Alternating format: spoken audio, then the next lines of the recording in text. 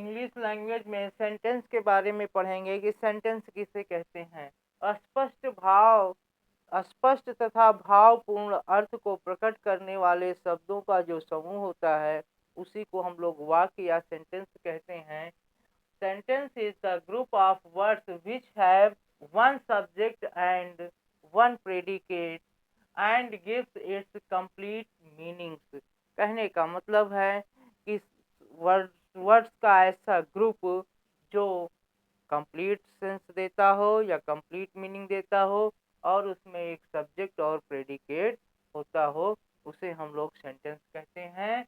यहाँ पर हम लोग सेंटेंस में एक दो खास बातें हैं उसको देखते हैं कि किसी भी सेंटेंस का फर्स्ट लेटर जो होता है वो कैपिटल लेटर से होता है और दूसरी बात जो है सेंटेंस का जो एंड होता है वो फुल स्टॉप या क्वेश्चन मार्क या एक्सक्लेमेटरी मार्क से होता है।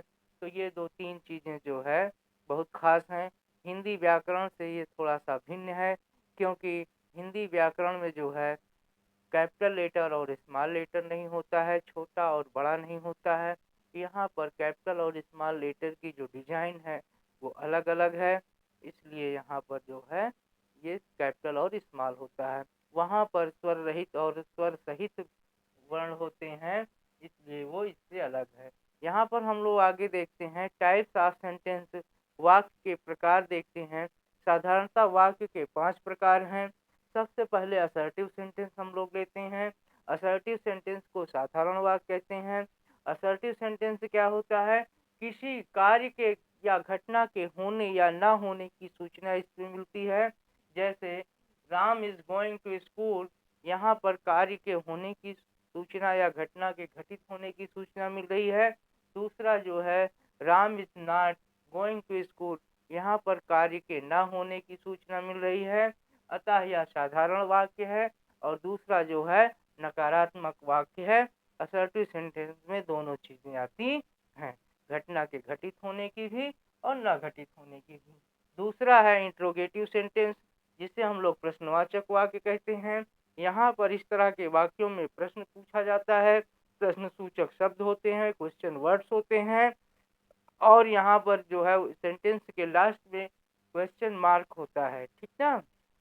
जैसे is Ram going to school, where is Ram going to school और लास्ट में जो है क्वेश्चन मार्क लगा होता है। तीसरा है इंपरेटिव सेंटेंस या आज्ञा सूचक। इस तरह के वाक्यों में आज्ञा, सलाह या निवेदन दिया जाता है, सजेशन दिया जाता है या ऑर्डर दिया जाता है या रिक्वेस्ट किया जाता है। जैसे गो टू स्कूल, स्कूल जाओ, यहाँ पर आज्ञा दी जा रही है। प्लीज हेल्प मी, यहाँ पे निवेदन किया जा रहा है। ऑलवेज स्पीक द ट्रूथ और तीसरे सेंटेंस में जो है सजेशन दिया जा रहा है। तो अगर इस तरह की बातें होती हैं तो वो आज्ञा सूचक वाक्यों में रखा जाता है या उसी को हम लोग इंपरेटिव सेंटेंस बोलते हैं। चौथा है एक्सक्लेमेटरी सेंटेंस, विस्मयबोधक वाक्य होता है। इस तरह के वाक्यों में सुख, दुख, घृणा, प्रशंसा, विस्मय आदि जैसे जो है भाव परिलक्षित होते हैं। जैसे hurrah, we won the match, alas, she died. ठीक ना? और ऑप्टेटिव सेंटेंस है इच्छा सूचक वाक्य है। इसमें हम लोग शुभकामना या आशीर्वाद अथवा अभिशाप संबंधी जो है कुछ ऐसे भाव परिलक्षित होते हैं जिसे हम लोग इच्छावाची वाक्य या इच्छा सूचक वाक्य कहते हैं। May you live long, may you have happy journey, आपकी यात्रा मंगलमय हो और आप काफी उम्र तक जिएं या लंबे समय तक जीवित रहें, इस तरह का जो है शुभकामना की गई है। तो इस तरह से आज हम लोगों ने सेंटेंस की परिभाषा पढ़ी, सेंटेंस किसे कहते हैं और काइंड्स ऑफ सेंटेंस क्या है, अलग अलग उन टाइप ऑफ सेंटेंसेस को हम लोगों ने पढ़ा है, एग्जाम्पल के साथ पढ़ा है। और हमारे विचार से आज का वीडियो आपको ज्ञानवर्धक लगा होगा। अगर ये वीडियो ज्ञानवर्धक लगा हो तो इसे आप लाइक करिए, ज़्यादा से ज़्यादा आप शेयर करिए और अगर इस चैनल पर आप नए हैं तो इसे आप सब्सक्राइब करिए, जिससे आने वाली वीडियोज़ आपको रेगुलर मिलती रहें और आपका ज्ञानवर्धन उत्तरोत्तर बढ़ता रहे। धन्यवाद। Thank you.